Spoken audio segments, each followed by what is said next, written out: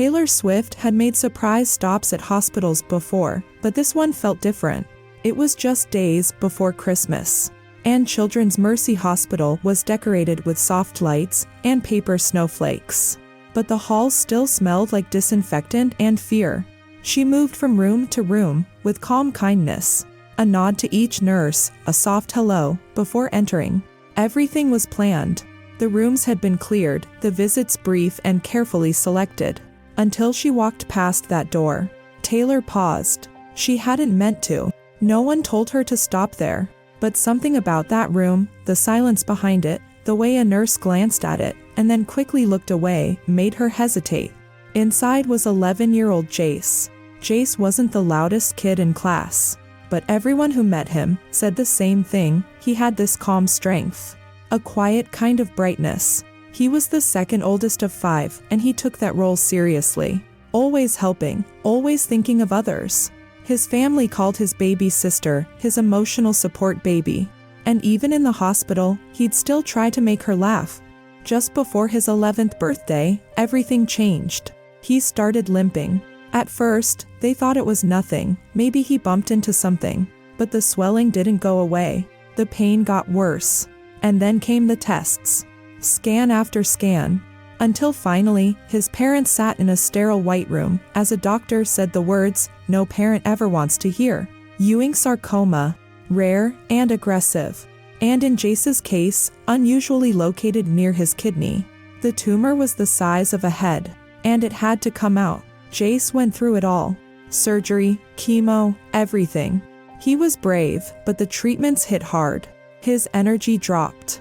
Some days, he could barely keep his eyes open. His appetite vanished. His usual spark, the grin, the quick jokes, faded.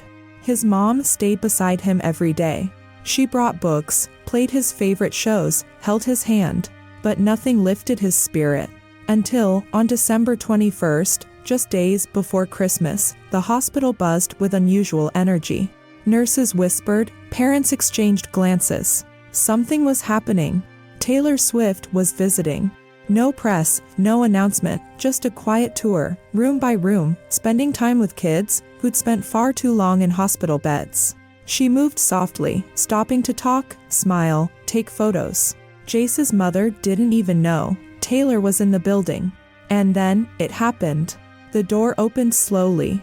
Jace blinked. He thought it was another nurse. Maybe someone bringing lunch.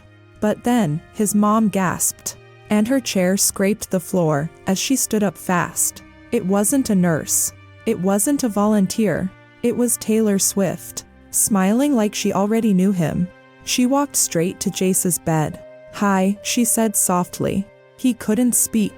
Not at first, but his eyes lit up. And when she reached out her hand, he reached back. She didn't stay long. Just a few quiet minutes. She sat beside him, laid next to him for a moment. Gave him a hug. Jace would later say it was a gift from Santa, that she was so down to earth, that he'd never forget it. And his mom, she didn't cry right then. She waited until Taylor left the room.